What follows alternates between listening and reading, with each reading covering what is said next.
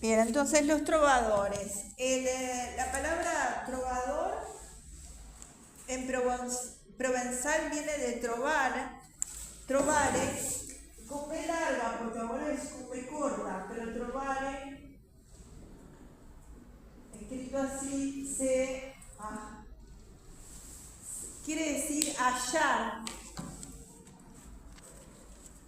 encontrar. Por extensión, significa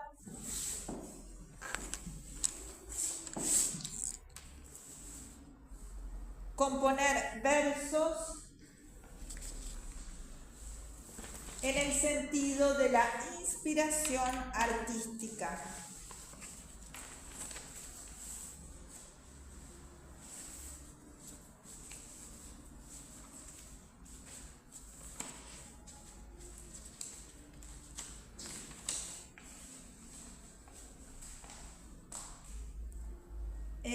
Y a su vez, esta palabra viene del latín tropare, que se escribe así,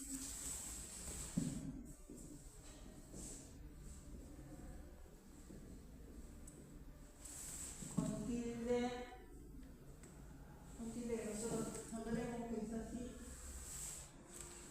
que es así, que significa melodía. Tropare de tropus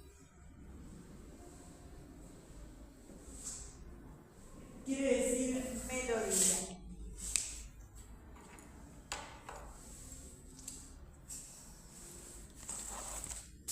El trovador es el primer poeta culto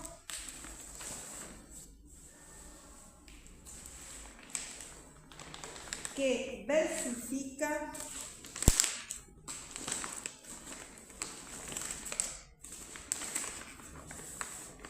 en lengua romance y compone la música de sus poesías.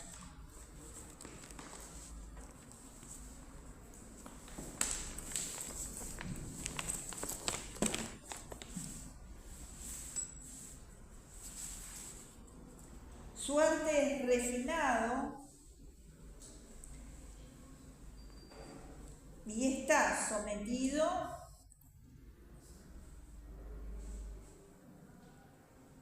a estrechas leyes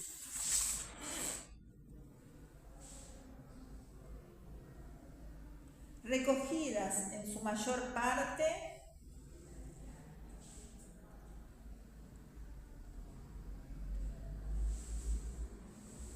de las reglas o la manera de trovar, que es un texto de Ramón Vidal de Besalú.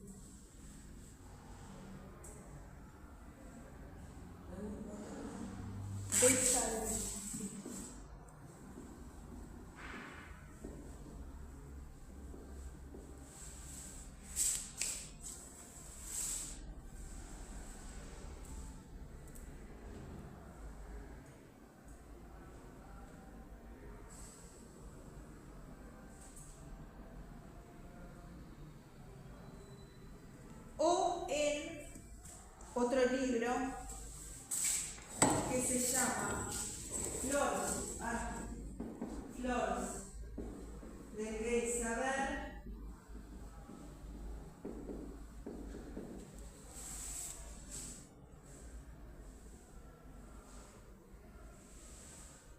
Estiels Hitchas, este es todo el nombre del libro.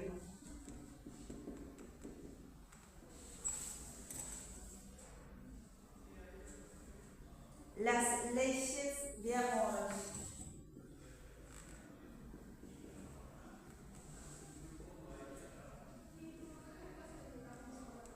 ¿Está?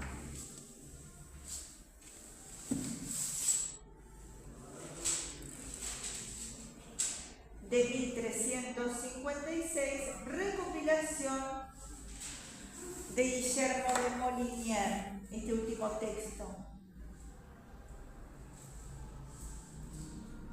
en la que recoge gramática, retórica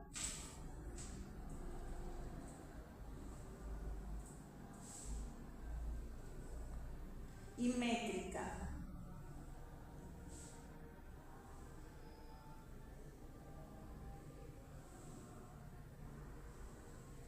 El trovador debía poseer profundos conocimientos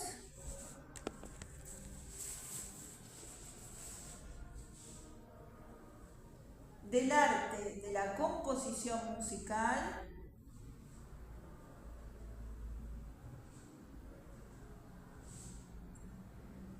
que se estudiaba en las escuelas monásticas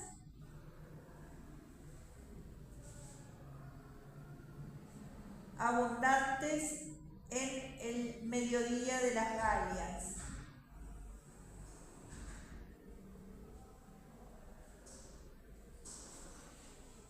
Su aprendizaje es minucioso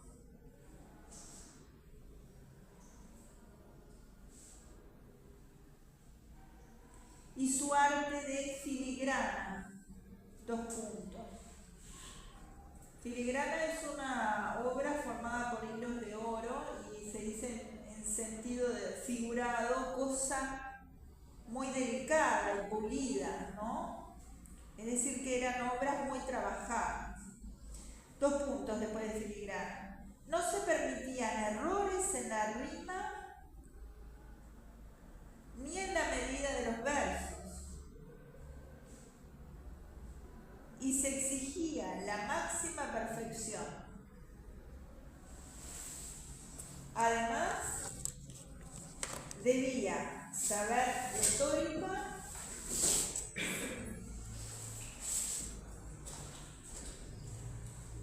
y métrica. El trovador debía poseer profundos conocimientos del arte de la composición musical,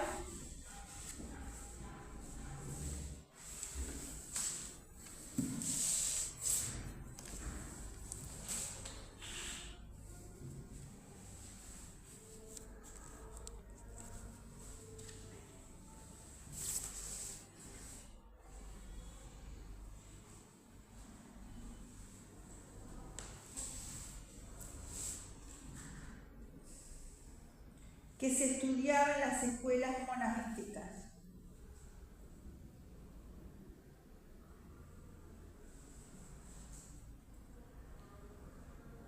El trovador es el poeta de las clases más cultas y pudientes, socialmente superior al juglar,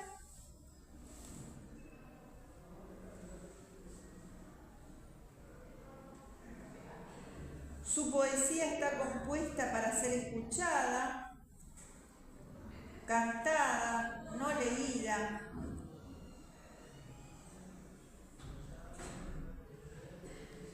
El juglar lírico debe darla a conocer. En algunas ocasiones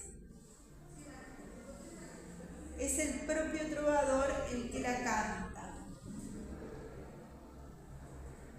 como el ejemplo de Arnaldo Daniel. Ahí cierran el paréntesis. Ya que se convierte en juglar para poder sobrevivir económicamente.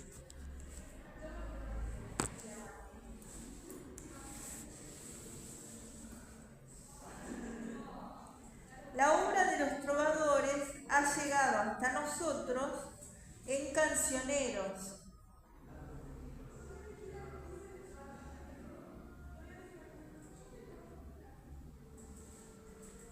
La poesía del trovador va unida a las cortes, pues la mayoría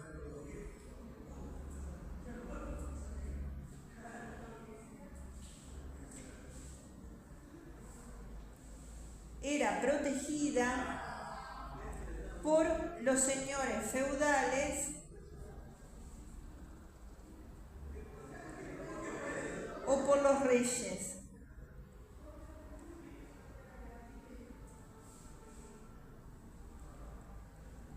Las obras son un producto de la sociedad feudal.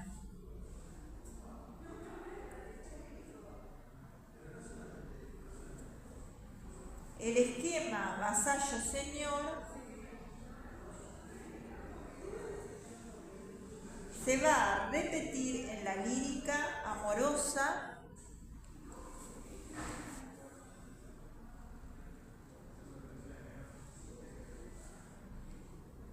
el trovador es el vasallo y la amada el señor feudal.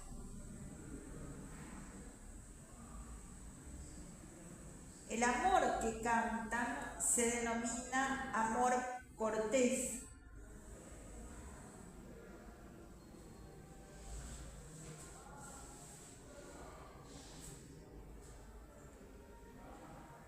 Existen dos formas de trovar.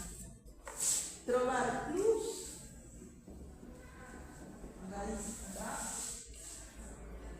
que es poesía hermética, con un léxico exquisito,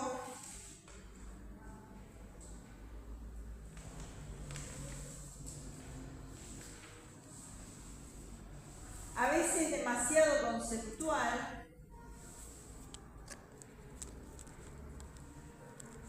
y con rimas difíciles.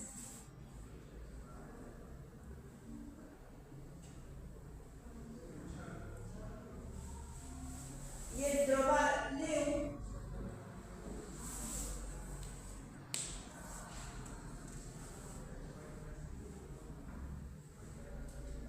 es una versificación sencilla y con pocos recursos estilísticos. El primer trovador conocido es Guillermo IX,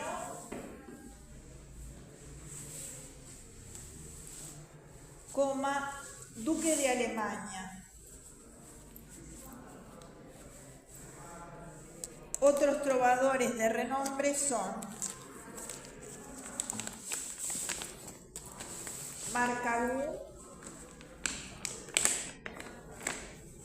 Arnaud Daniel,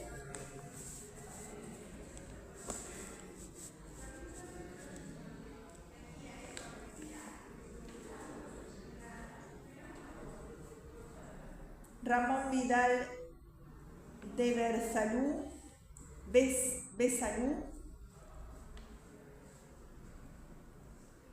Serviere de Girona,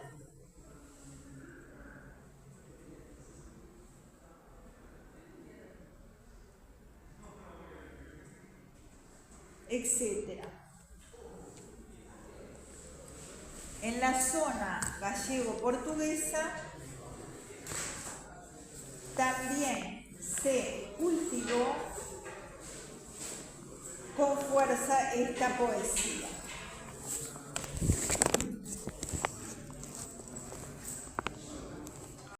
Entonces, vamos a seguir los trovadores y este libro que vamos a seguir es Trovadores de Carlos Alvar, así como suena, con B corta, Alvar. Y vamos a dar algunos aspectos, más allá de que está grabado esto, bastante de los trovadores ya en YouTube mío, ¿no? Dice que ha procurado evitar el empleo de indistinto del término juglar y trovador, ya que son dos funciones bien delimitadas, al menos en teoría, tal como se ha indicado. El juglar interpreta y el trovador compone, pero no se debe olvidar que la poesía durante gran parte de la Edad Media estaba estrechamente relacionada con la música.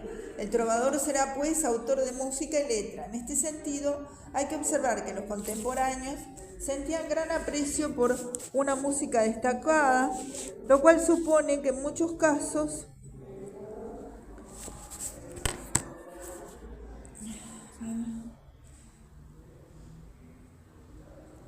aparezcan como grandes trovadores algunos poetas de escasa inspiración literaria. Por otra parte, debemos tener en cuenta que los trovadores componen sus obras en una lengua más o menos artificial, el provenzal u occitano. Resultado de la neutralización de muchos rasgos dialectales, se logra así una lengua homogénea. Así que escriben entonces en provenzal, ¿no? Vehículo de comunicación de trovadores de todo el sur de Francia, desde Burdeos a Génova y desde Clermont a Lérida. Este estado de cosas se suele situar cronológicamente entre los primeros años del siglo XII a Guillermo de Poitiers, así se escribe, Poitiers.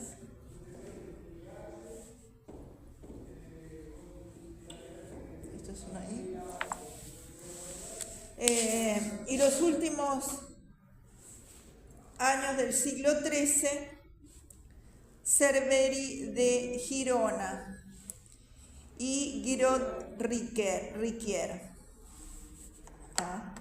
A pesar de los esfuerzos llevados a cabo por grupos burgueses, especialmente de Tolosa a lo largo del siglo XIV, la poesía trovadoresca sucumbió debido a su propia perfección formal y a su reducida variedad temática. A lo largo de los 2 siglos que se suelen considerar clásicos, por lo que a la lírica provenzal se refiere, son muy pocas las innovaciones que se pueden observar, y así resulta prácticamente imposible discernir si un trovador es de principios del siglo XII o finales del siglo XIII, por el solo procedimiento de juzgar su lengua, su estilo o su temática amorosa. La condición social de los trovadores. Por una serie de prejuicios, muchos de esos proceden del romanticismo, o sea, las nomenclaturas. Estamos acostumbrados a asociar la idea del trovador con la imagen de un joven vestido con calzas y que va de corte en corte tañendo la vihuela, el laúd o algún otro instrumento. Sin embargo, esta idea es falsa casi en su totalidad. Debemos considerar que el trovador es autor, pero también desde un punto de vista social suele ser señor feudal o burgués, es decir, comerciante, con algunos bienes de fortuna. Entre los 350 trovadores de nombre conocido, podemos contar por lo menos 5 reyes, otros tantos marqueses, 10 condes, 5 vizcondes. A esta lista hay que añadir los numerosos señores de menos poder. Más de una veintena de trovadores disponen de castillos y de hombres armados. Junto a este nutrido grupo hay que considerar a los clérigos y eclesiásticos en general, desde un papa o un par de obispos hasta varios canónigos y monjes. El estamento religioso estuvo bien representado en la poesía de los trovadores. Y por lo que respecta a este mundo marginal, que es en gran parte de la Edad Media el de los comerciantes, debo recordar que varios burgueses del sur francés también figuran entre los trovadores, peleteros, comerciantes de paños, sastres, que llegaron a cultivar con éxito la nueva poesía.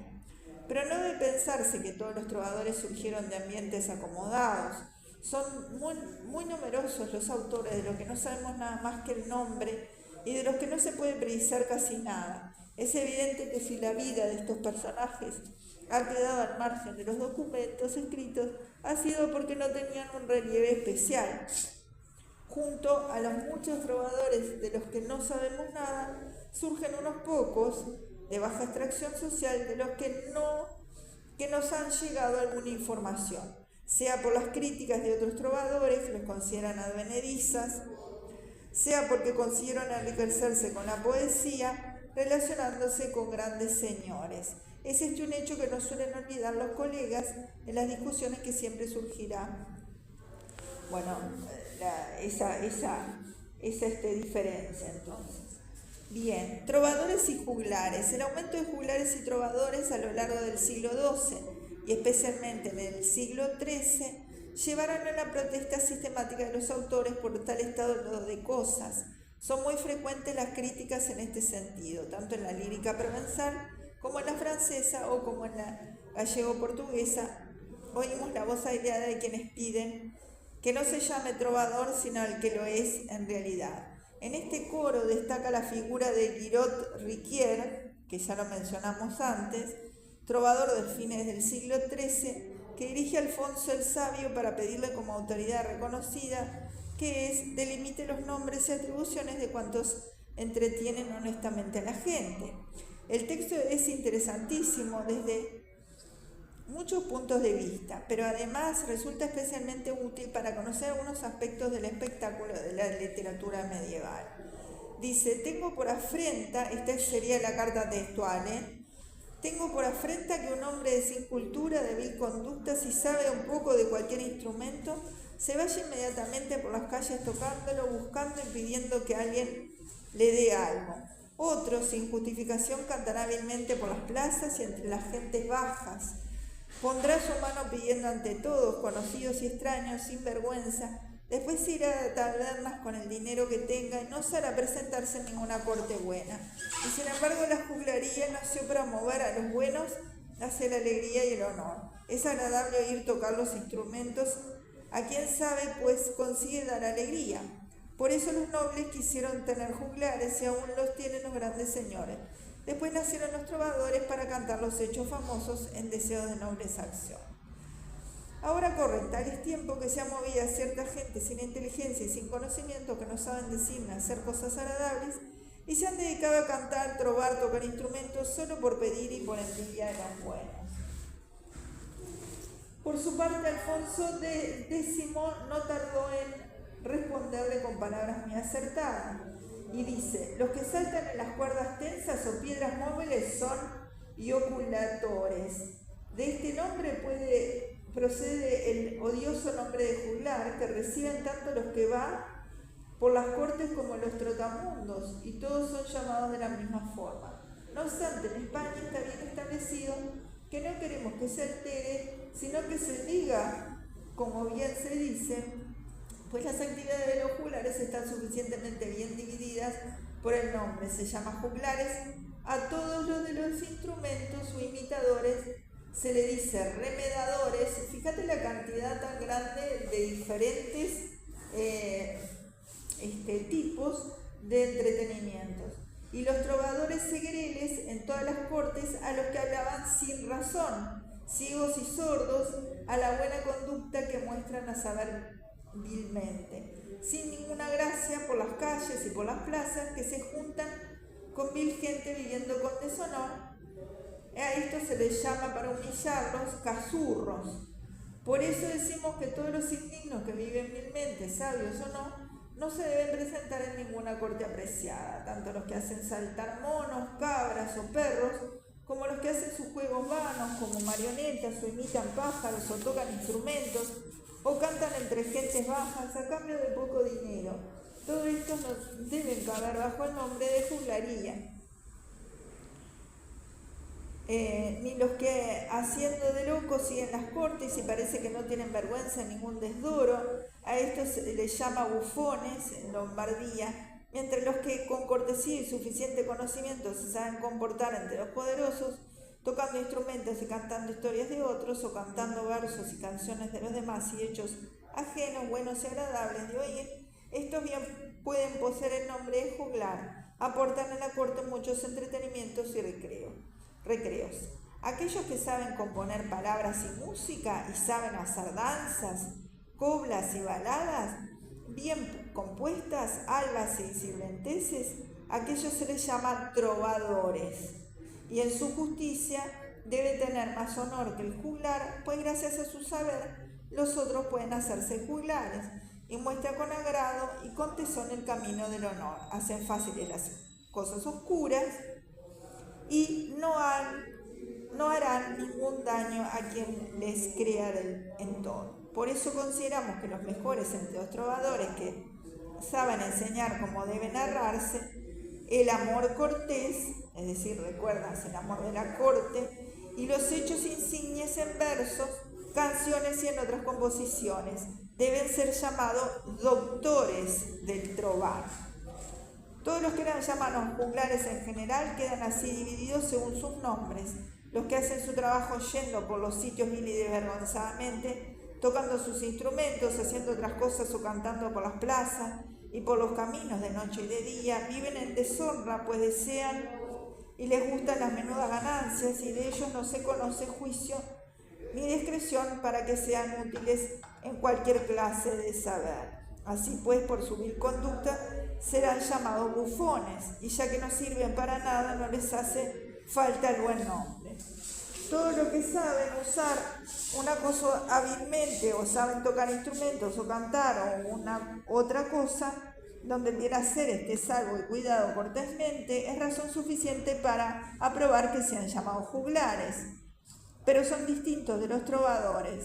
Estos son los que saben hacer, con el corazón, coblas y danzas, doblas, atrevidos sirventeses, salvas, partimers, y saben trobar palabras y sonidos, y no se ocupan de ninguna otra cosa en la corte, como no sea enviar o decir su saber a los más dotados. Por justo saber, sean llamados trovadores, y los más dignos entre ellos doctores del trovar, pues con saber y sentido hacen versos y canciones y otras composiciones buenas, provechosas y agradables, con bellos ensambles. Es decir, que era variado, como acaba de decir, y esa diferencia de clase social y las actividades que ellos a los que se dedicaban, y cómo entonces tenían, ¿no? Bueno, después habla más adelante, este texto es muy interesante de Carlos Salvar, porque toca varios aspectos. Toca el aspecto de la clase social, de la actividad, toca la parte del estilo, trobar leu y trobar plus, que ya dijimos. Recuerdan que ayer dijimos, ¿no? Trobar plus se divide, verlo esto porque ayer se los dije, pero esto, digamos, define más, ¿no? Estilo, trobar leu y trobar plus. Desde época muy temprana, los trovadores se dividen en dos tendencias, según el concepto de cada uno de ellos tiene el estilo. Aquellos que se identifican con una técnica fácil, de comprensión inmediata, con pocos recursos estilísticos, sería el trobar leu. Frente a ellos, los defensores de una mayor dificultad y rebuscamiento se llaman trovar plus. Generalmente se suelen considerar numerosos matices dentro de este segundo grupo, pero la distinción llega a ser problemática en muchos casos. Por eso se han dividido los defensores del trobar plus en dos grupos. Trobar plus propiamente dicho y trobar ric.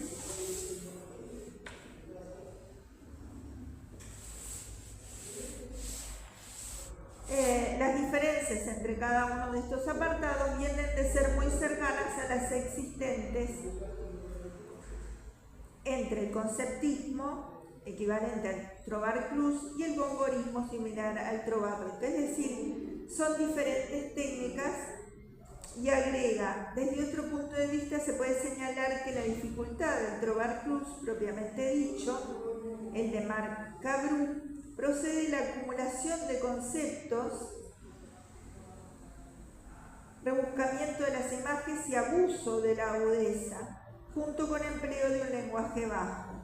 La relativa oscuridad del trobar ric se desprende de su belleza formal, pues los trovadores que lo cultivan, así como Arnaud Daniel, que ya lo hemos nombrado varias veces, se sienten atraídos por la sonoridad de la palabra o la selección de vocabulario que a veces llega a extremos insospechados. El empleo de rimas claras, difíciles y de abundantes recursos constituye también una barrera para la comprensión inmediata de estas composiciones. ¿Está? Este texto está muy interesante porque justamente dice allí entonces todo respecto a eso.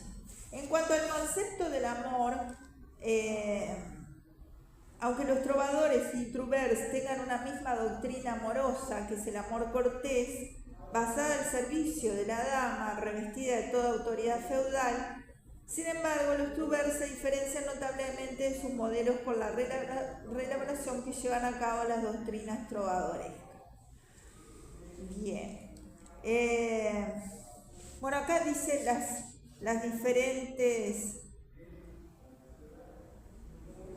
las diferencias que hay entre ellos. Esto yo creo que ya es demasiado, digamos,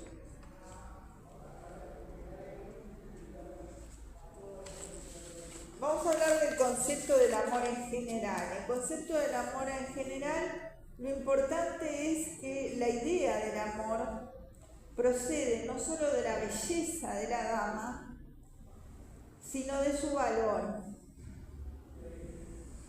Valor como conjunto de cualidades morales y virtudes corteses. El amor y la expresión ennoblece por la elección de la dama, que empieza a ser considerada superior a su enamorado. A partir de este momento, solo la dama y Dios son objetos del canto. Naturalmente, en estrecha relación con la dama surgirá el servicio amoroso, que constituye la base y fundamento de la canción. El amor, tal como lo conciben los Minnesänger, es el símbolo de todas las virtudes y valores. Este ideal se deposita en la dama, que adquiere así una categoría muy superior a los demás mortales. ¿Está? Por otra parte, el servicio del amor es concebido como un vasallaje, igual que entre los trovadores se emplea el vocabulario feudal y se siguen los pasos estipulados para la ceremonia del homenaje. La dama, habitualmente altiva y distante, tiene que dar una recompensa al enamorado por su servicio, si al cabo de cierto tiempo no lo ha hecho, es como si no hubiera cumplido el contrato vasallístico y, por tanto, el poeta queda libre, pero el despecho de la dama puede acabar con la vida del enamorado. Por lo general, la dama suele estar casada y ser de clase superior a su enamorado. El poeta en algunas ocasiones puede verlas solas, pero lo normal es que el marido custodie a la mujer a la que la tenga encerrada en una torre. Bueno.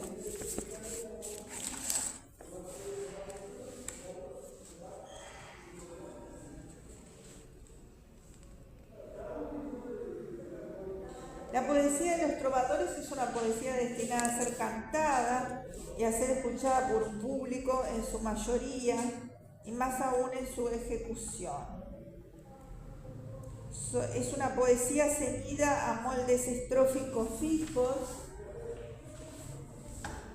tenían conocimientos musicales para la composición, pertenecen a clases altas, y a partir del siglo XII hay un mayor refinamiento de la vida señorial, reuniones sociales, y la mujer toma un rol protagónico, y surge el amor cortés, que implica una traslación del vasallaje político al campo sentimental. ¿Voy muy rápido? No. La dama es el ser superior al que el enamorado rinde culto y ofrece su vida como todo ser beneficio. Tratamiento, mi señora, que se decía mi dos, todos juntos, se llama señora. Hay una discreción del poeta en la medida que la amada debe ser casi forzosamente casada. Es un amor adúltero basado, aunque no puede haber buen amor verdadero, entre comillas, en el matrimonio. Dama, figura idealizada, distinguida, poseedora de las máximas virtudes, tanto físicas como morales. Origen y destinataria del hacer poético. La primera escuela italiana de trovadores fue la escuela de Sicilia y la poesía provenzal repite temas, motivos y métricas. La dama es lejana, bella, soberbia, como una señora feudal, y el poeta le habla como un vasallo en tono humilde. Poesía trovadora, honor, cortesía y culto al servicio de la dama.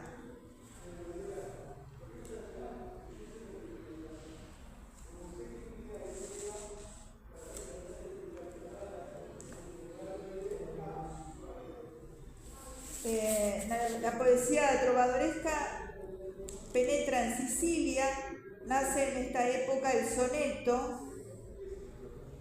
El soneto, ¿sabes cuál es, no? Que son las primeras 2 estrofas de 4 y las otras 2 estrofas de 3, y que tienen que tener una rima especial.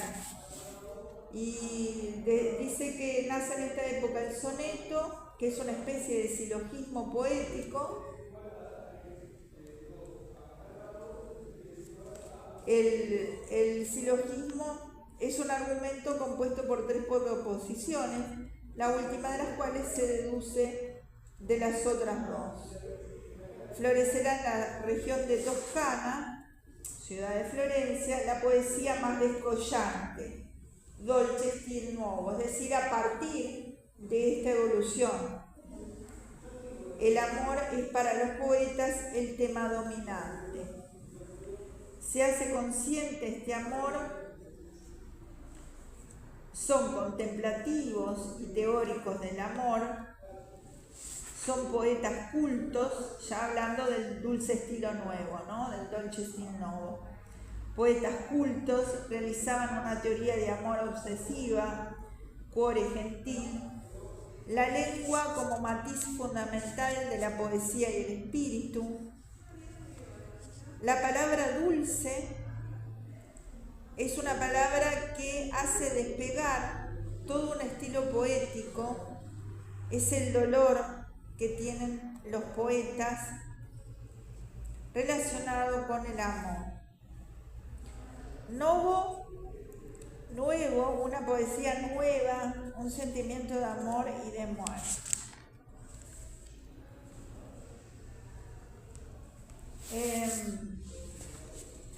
Así que,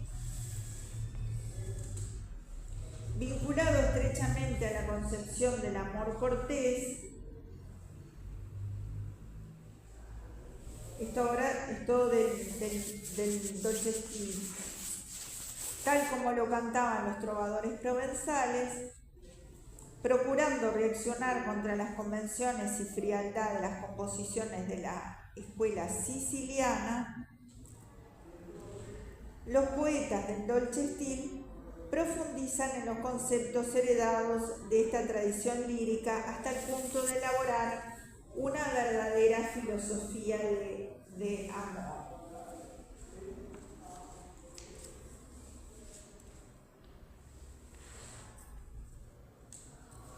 Los integrantes de esta escuela, dolce stil nuovo, son algunos de ellos, ¿no? Son Guido Guinizelli,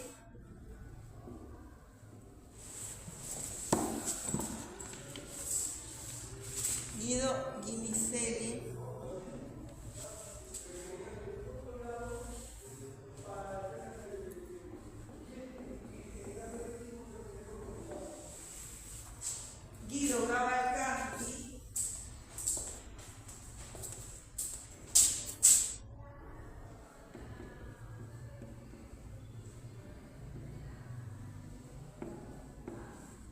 Gino da Pistoia,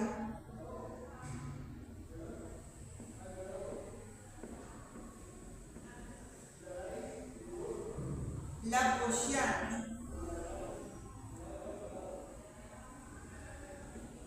Lino Frescobaldi,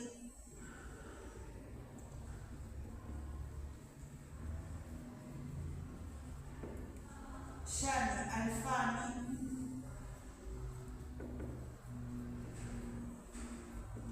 y Dante Alighieri.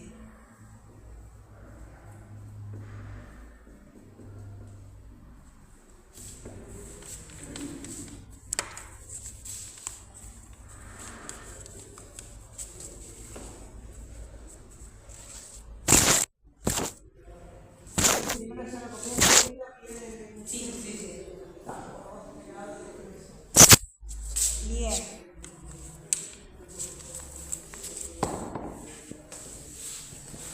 Bueno,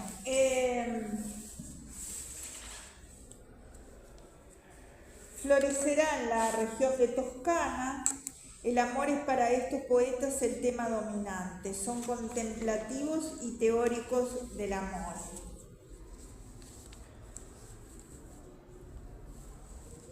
¿Sí?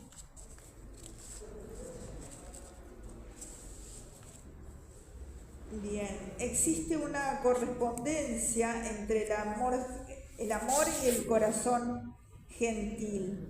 Esta gentileza espiritual no debe entenderse como nobleza de sangre o producto de la herencia, sino como la posesión de las cualidades imprescindibles para sentir amor. Existen juntos el uno y el otro, corazón gentil y el amor.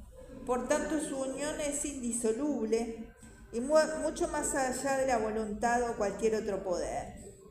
Es la obligatoriedad del sentimiento amoroso. Y hay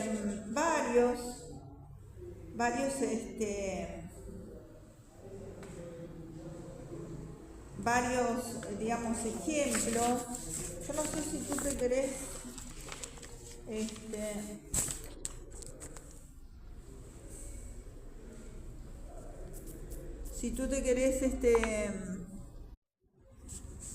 el amor entonces en Angustias de Amor es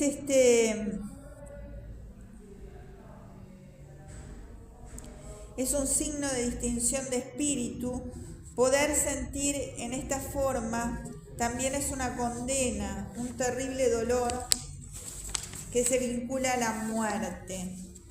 Los espíritus vitales que huyen vencidos de su debilidad por la fuerza del amor, que es una fuerza omnipotente. Bien. No vamos a estudiar parte por parte esta poesía, pero sí el hecho de que la presencia de estas palabras que se repiten, amor, ojos gentiles en este caso, llevó derecho el golpe al primer intento, tanto que el alma se recobró, viendo muerto el corazón del lado izquierdo. Es decir, esa virtud del amor lo deshizo, lo traspasó, lo atravesó. Y justamente entonces ese amor como fuerza omnipotente que abarca el poema. Y las imágenes parecen despreciables en relación a la contemplación de la amada. Bien.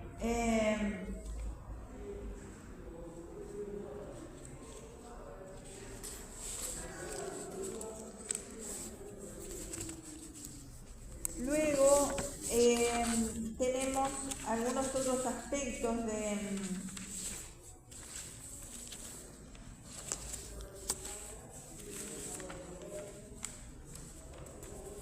de lo que es el Dolce Stil.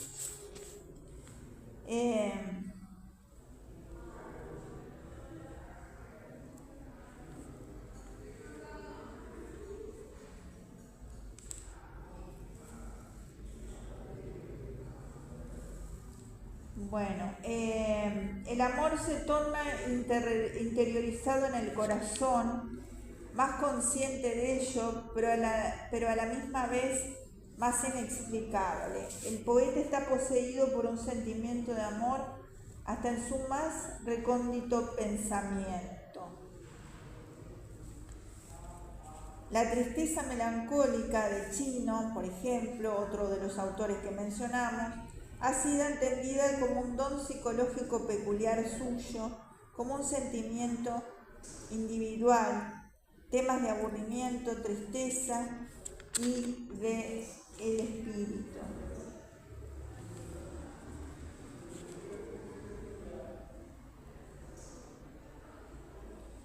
Carlo Bones plantea que el poeta es hijo de su lengua, y esta es una realidad en sí misma. El poeta es una expresión de su lengua.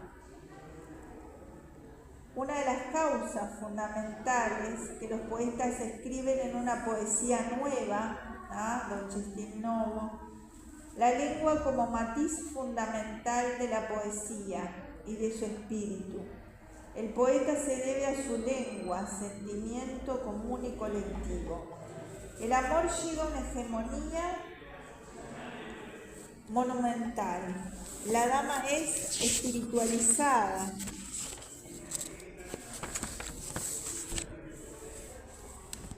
Será la donna angelicata, es decir, la mujer ángel.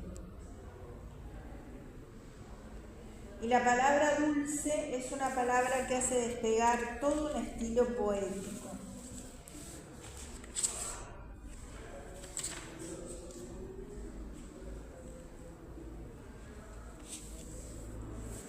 Bueno, esta poesía del Dolce Stil Novo, como ya vimos, está vinculada estrechamente a la concepción del amor cortés, tal como lo cantaban los trovadores provenzales. Otra característica es que reaccionaban contra convenciones y frialdad de la escuela siciliana. Profundizan en los conceptos de la tradición lírica. Elaboran una filosofía del amor. Tenían un gran dominio técnico y exquisita sensibilidad. La palabra gentil, con el significado de gracioso, amable, tenía una correspondencia entre el corazón gentil y el amor. Esta gentileza espiritual debe entenderse como de las cualidades imprescindibles para sentir amor. Existen juntos uno y otro, el corazón gentil y el amor, por la unión indisoluble que va más allá de la voluntad o de cualquier otro poder. La obligatoriedad del sentimiento amoroso, el amor al que amado obliga a amar. Esa es otra, no sé si la copiaste ahí. El amor al que amado obliga a amar. El amor al amado obliga a amar. Estas son palabras que después en el canto quinto va a decir, las vamos a volver a ver. La figura de la dama, idealizada por la lírica trovadoresca, llega al Dolce Stil y a su punto culminante, y su belleza física y espiritual es el estímulo para hacer vibrar lo más noble del corazón del amante. El mismo poeta que encuentra a través de ella un camino a la perfección y a la verdad. Esta idealización de la mujer, que ya la mencioné, la donna angelicata, es lo más puro del stilnovismo. En el corazón gentil irrumpe el amor ante la visión de la dama, esa fuerza amable pero feroz a la vez. El poeta del Dolce Stil se vuelca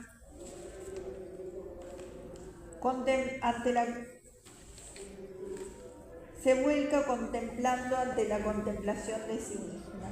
Ser víctima de amor significa el ingreso a un mundo extraño, casi sobrenatural.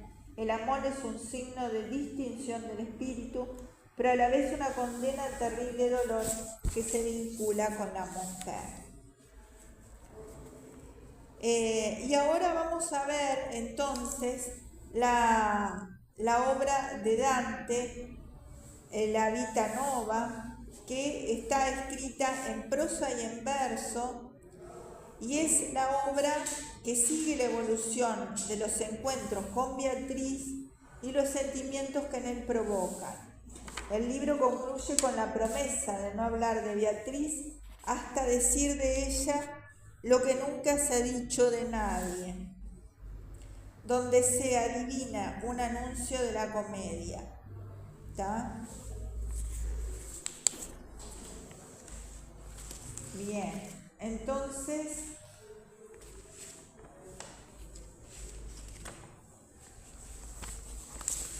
vamos a ver que esto está, en este libro es el que te recomiendo comprar, el de Bach, de Biblioteca de Autores Cristianos, que no solo está la Divina Comedia, que es lo que vamos a seguir estudiando después del primer parcial, sino que está todas las obras de él. Y la vida nueva, entonces,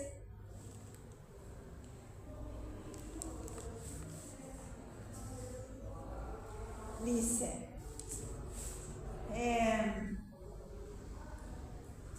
la fecha de su redacción se da la de 1293,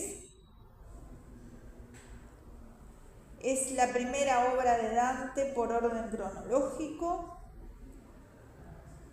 aunque probablemente haya escrito algunas otras poesías antes.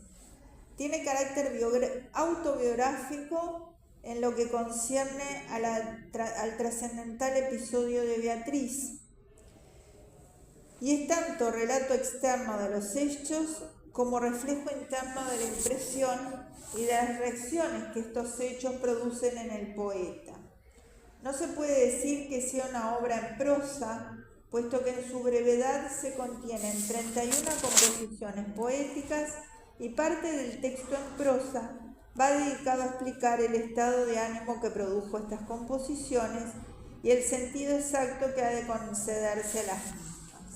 Casi tiene pues más valor como biografía interna y análisis del que llamaríamos fenómeno Beatriz, que tanta importancia adquiere en la Divina Comedia, que como relato de hechos, que por el interés cabalístico que el autor quiere concederles, dan la impresión de estar tal vez imaginativamente amañados. Es obra de singular encanto y perfume que tal vez no tenga par en su línea. Su prosa es clara y sencilla y las composiciones poéticas muy desiguales.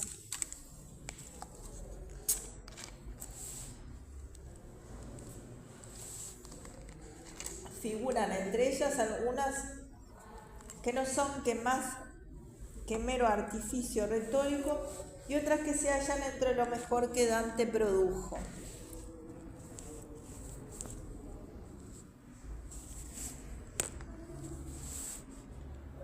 Queda en pie la cuestión de si Dante rehizo, etc. Ahí está. Bueno, y como tú sabes, Beatriz justamente es el amor de sublimado de Dante, ¿no es cierto? Que justamente hace esa obra de la Divina Comedia dándole a ella un lugar especial. Dante siente el flechazo de amor a los 9 años cuando ve a Beatriz niña de su misma edad. El número 9 y la presencia de la aparición a lo largo del relato tienen una significación que no podemos llamar cabalística, puesto que es en definitiva religiosa. Beatriz es una mujer, no es un símbolo. Inspira los sentimientos que puede inspirar una mujer dotada de pureza, belleza y virtud. El poeta ve en su aparición sobre la tierra el anuncio de una nueva edad. Empieza una vida nueva, ¿no? Por eso el nombre del texto. Para él, mucho, puesto que la ha sido enviada una criatura así. Ya Beatriz, como se ve, se ha transformado en el motivo de inspiración poética. Pero todo es muy real y este es uno de los más legítimos papeles que puede representar una mujer sobre la tierra. ni siquiera importaría que una investigación histórica descubriese que Beatriz Portinari, así que ese es el apellido real, Beatriz Portinari, no fue como Dios Dante la vio. Ese descubrimiento no podría tomar la visión de Dante en fantasía, sino que vendría a ser una realidad de orden inferior que en nada podría destruir a Beatriz, mucho más real que Dante nos ha legado. En la vida nueva hay una sublimación del saludo, ¿tá? Y luego con la muerte de Beatriz, la visión que se la ve subir al cielo entre un cortejo de ángeles que cantan, la colocación de la gentilísima bajo el patronazgo y bandera de la Virgen, se percibe porque desempeña en la Divina Comedia un papel de tan definitiva importancia. Bien, vamos entonces a leer parte de esto de la vida nueva, unas partecitas que yo marqué para que tengan una idea.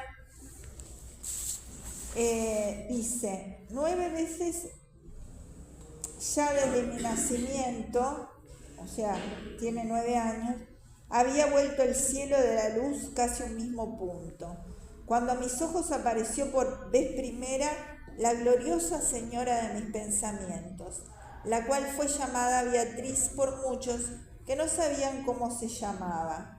Llevaba ya en esta vida tanto que durante aquel tiempo el cielo estrellado se había movido hacia oriente una de las 12 partes de un grado. Así que casi al principio de su año 9º se me apareció y yo la vi casi al final de mi 9º año. Es decir, que se llevaban menos de un año. Ella estaba al principio de sus 9 años y él hacia el final. Apareció vestida de nobilísimo color, humilde y honesto, purpúreo, ceñida y adornada del modo que a su edad juvenil convenía. En aquel punto digo en verdad que el espíritu de la vida, que mora en la cámara secretísima del corazón, comenzó a temblar con tal fuerza que repercutía en los últimos pulsos terriblemente y temblando. Dijo estas palabras. Bueno, están en italiano. Entonces el espíritu animal que mora en la alta cámara, en la cual todos los espíritus sensitivos llevan sus percepciones, empezó a maravillarse y vivamente hablando un modo singular de los espíritus de los... Es toda la sensación que él tuvo, ¿tá? Desde entonces digo que el amor señoreó mi alma, ¿no? Con aquella metáfora de señorear, como hacerse dueño, guiar su alma, la cual tan pronto estuvo desposada con él, empezó a tomar sobre mí tanto dominio, tanto señoría, que la virtud que mi imaginación le prestaba, que me agradaba hacer en todo su... Bien. Después de que transcurrieron tantos días que precisamente se cumplían los 9 años de la aparición de la gentilísima antes narrada, en el último de aquellos días aconteció que aquella admirable señora se me apareció vestido de color blanquísimo, es decir, pasan otros 9 años antes de verla, ¿tá? En medio de 2 gentiles damas que eran de mayor edad, y pasando por una calle volvió los ojos hacia la parte donde yo me hallaba lleno de temor, y por aquella su inefable cortesía, hoy recompensada en el gran siglo, me saludó muy recatadamente, de modo que me pareció entonces ver allí todos los extremos de la bienaventuranza. La hora en que me llevó su dulcísimo saludo era exactamente la de la nona de aquel día, o sea, la hora 9, ¿no? Después vamos a hablar más adelante en la Divina Comedia todo el valor cabalístico de los números. Y como aquella fue la primera vez que sus palabras se dirigían a mis oídos, me sentí tal vez inundada de dulzura. Y hay un soneto que él me escribe que es el siguiente: a toda alma cautiva y corazón gentil a que las palabras se presentan, para que me descubran su opinión. Salud en nombre de este su dueño, amor con mayúscula. Ya eran casi terciadas las horas del tiempo en que toda estrella resplandece, cuando me pareció el amor súbitamente y me estremece recordar su esencia. Alegre me parecía el amor, teniendo mi corazón en la mano, y en los brazos de mi dama con su túnica dormida. Después la despertaba y el corazón ardiendo, ella temerosa, parecía humildemente y luego la vi marchar llorando. Este soneto se divide en dos partes, la primera un saludo y respuesta, la segunda significo a la que se debe responder. La segunda en parte empieza en ya eran casi.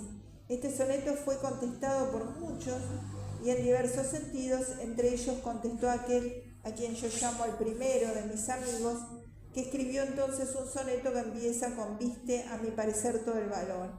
Y este fue casi el principio de la amistad entre él y yo, cuando él supo que yo era quien le había enviado a aquel. La verdadera interpretación del sueño no la vio entonces nadie, pero ahora está clarísima por los más simples. Este amigo al que se refiere es amigo Cavalcanti de Florencia. ¿Está? Bien. Eso entonces de la vida nueva. Y lo importante es al final que dice: después de este soneto se me apareció una maravillosa visión en la cual vi cosas que me indujeron a no hablar más de aquella bendita mujer hasta tanto que pudiese tratar de ella más dignamente. Acá es la parte que está preanunciando la Divina Comedia y la función de Beatriz.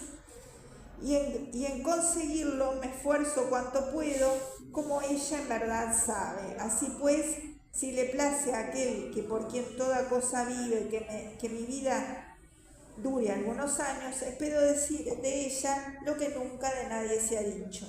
Y luego quiera aquel que el Señor de toda cortesía, que mi alma pueda irse a ver la gloria de su Señora, esto es la bienaventurada Beatriz, la cual gloriosamente contempla el rostro de aquel, ¿tá?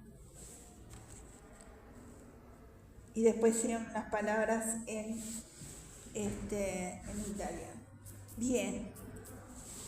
Luego vamos a decir dos palabras de la vulgar elocuencia, que es otro de los textos de Dante, que Dante es significativo que Dante lo escribe en latín, pero está hablando de este nuevo idioma que es el italiano, en el cual él justamente la Divina Comedia la va a escribir en italiano. La vulgar elocuencia, este tratado que quedó sin terminar, toca la cuestión que en aquel tiempo pudiera aún considerarse viva, de si la lengua vulgar es apta para las altas empresas de la literatura. Revela hasta qué punto es minucioso el estudio que Dante realiza de su profesión de escritor, si se puede hablar así, y de qué modo es consciente de su adopción de la lengua italiana, en él que manejaba admirablemente el latín para instrumento del gran poema resumen que es su pensamiento y de su vida.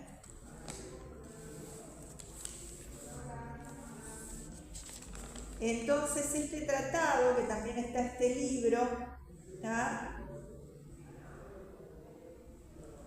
en este libro rehabilita la lengua vulgar desde el punto de vista de la teoría, rehabilitación teórica cuyo complemento está constituido por la otra obra suya, que es el Convite, que en cierto sentido la realización práctica de las teorías sostenidas en la presente obra redactada en latín. Es significativo entonces que haya defendido en latín lo que él después iba a usar en la Divina Comedia, que es la lengua vulgar. La vulgar elocuencia con la cual pensaba adoctrinar sobre el arte de la poesía a quienes emprenden este camino, y aunque leyendo tal opúsculo es obra pequeña, se advierte que el poeta quería escribir 4 libros. Lo cierto es que quedan 2 solamente, bien porque la muerte le impidiera escribir los restantes, bien porque se hayan perdido. Y entonces vamos a leer algo sobre la lengua vulgar. Y él va a decir, el habla vulgar, según nuestra opinión, es la que enseñamos a los niños apenas empiezan estos a distinguir los sonidos. Es, para decirlo con mayor brevedad, llamamos lengua vulgar a la lengua que aprendemos sin regla alguna, imitando a nuestra nodriza. Existe también otra lengua de formación secundaria que los romanos llamaron gramatical. Así que ahí está la distinción de lengua vulgar, que sería la lengua que uno aprende cuando niño, y lo que es la lengua secundaria, la gramatical. Esta lengua secundaria tienen los griegos y otros pueblos, sin embargo no todos los pueblos la tienen. Pocos de los hombres que alcanzan el dominio de esta lengua, pues solamente conseguimos el conocimiento de sus reglas y principios con largo tiempo y severo estudio. De estas 2 lenguas, la vulgar es la más noble, ya por haber sido la primera que se usó en el género humano, ya porque la emplea todo el orbe, a pesar de las diferencias en materia de etimología y vocabulario, naturalmente por sernos natural, mientras que la otra es más bien producto del arte. Nuestra intención es hablar de esta lengua más noble, es decir, de la lengua vulgar. Esta es en realidad nuestra primera lengua. Digo nuestra en el sentido de que existe otra lengua además de la humana. Este se considera el primer tratado de filología, es decir, él empieza a hablar sobre lo que es ese conocimiento relacionado a la lengua.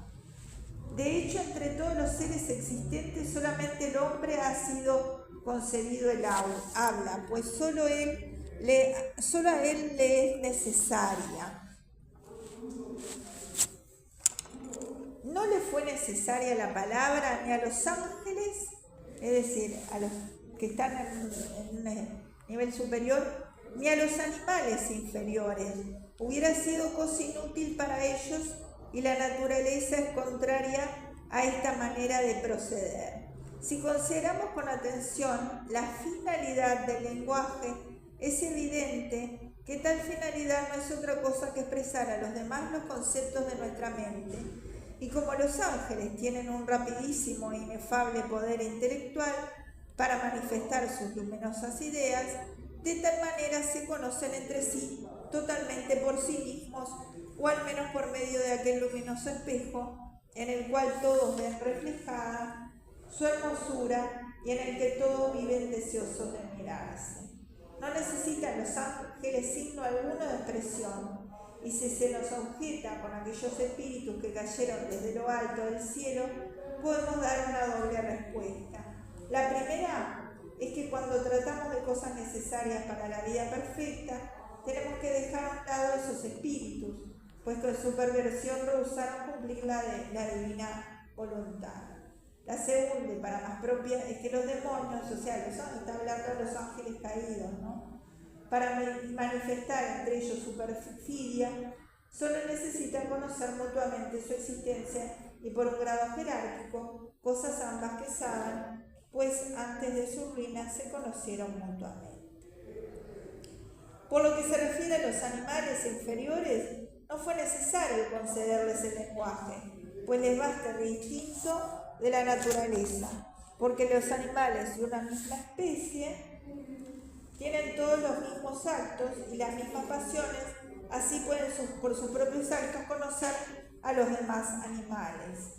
¿Tá? Entre los animales que pertenecen a diferentes especies, el lenguaje no solamente habría sido inútil, sino más bien dañoso, no por existir entre ellos trato amistoso alguno. ¿Tá? Y por entonces, y además habla de las aves, que las aves que tienen algún lenguaje, no se trata de un lenguaje verdadero, sino una cierta imitación del sonido de nuestra voz, ¿no? Las aves que intentan imitarnos en los sonidos, pero no en cuanto al significado, como la urraca, dice, ¿no? El hombre, entonces, que no actúa movido por el instinto de la naturaleza, sino por la razón, se diferencia entonces por el habla. Solamente el hombre le ha sido concedida la palabra en la conclusión manifiesta de lo afirmado en los capítulos anteriores. ¿Está? Y luego empieza a ver cuál hubiera sido la primera palabra del hombre, ¿está? Y especula que, según leemos en el principio del Génesis, en donde la Sagrada Escritura trata del origen del mundo, sabemos que la mujer habló antes que nadie, es decir, la presuntuosa Eva. Estoy leyendo textual, lo que dice acá. La cual contestó al demonio que le preguntaba.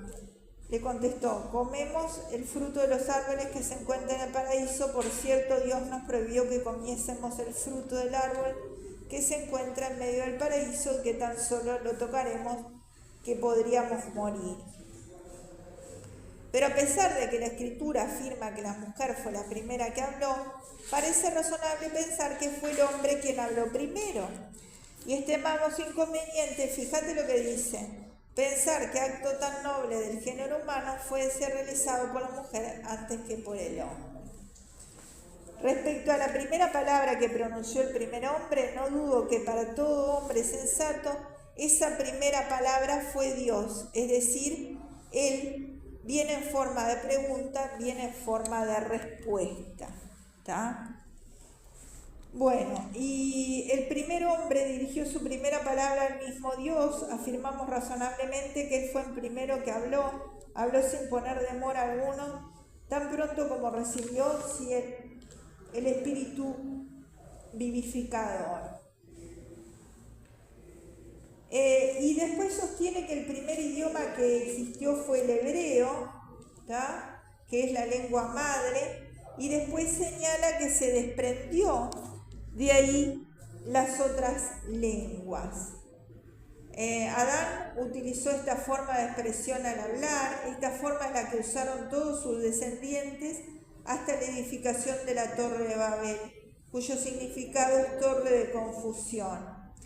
Entonces dice que después de realizada la Torre de Babel y dedicados a los trabajos, ellos fueron sorprendidos por el cielo, estoy leyendo textual, con tal confusión que todos los que empleaban una misma lengua, mientras trabajaban, tuvieron que abandonar la obra al darse cuenta que habían cambiado sus lenguas y no pudieron volver de nuevo a la anterior comunicación. Cada lengua queda circunscrito a los que cuidaban de una misma faena. Esto es un idioma para los arquitectos, otro para los que hacían girar las piedras sillares, un tercero para los que labraban, y así cada sector de los que trabajaban. El género humano quedó dividido en tantos idiomas cuantas eran las diferentes variedades del trabajo en la misma obra. Y cuanto más excelente era el trabajo que realizaban, más rudo y bárbaro fue su lenguaje, ¿no? Y luego habla que hubo tres ramas, ¿no?, que trajeron, dice, ya sea como forasteros que llegaban por primera vez, ya sea que volviesen a Europa por antiguos indígenas, trajeron consigo un idioma de tres ramas, y de ellos una parte ocupó las tierras meridionales, otra la del norte de Europa, y por último, tercera parte, lo que ahora llamamos griegos. Bueno, y ahí después habría que seguir, está en el otro video, cómo entonces él va catalogando y sobre todo domina en tres, que son Sik, Oil y Ok, ¿no? sic, como adverbio de afirmación. Esta consideración parece conceder cierta prioridad a los italianos, que empleaban el adverbio si. La lengua de Hoyle, tal como suena, sostiene en su favor que por su más fácil y más agradable sencillez, todo lo que se encuentra escrito en prosa vulgar es suyo saber. La Biblia, junto con las historias de los troyanos y romanos y las bellas aventuras del rey Arturo y muchas otras historias y enseñanzas. La otra lengua vulgar es la de Oc, como suena, o se aumenta diciendo que los escritores de la lengua vulgar han compuesto versos por primera vez en su idioma por ser este el más perfecto, dulce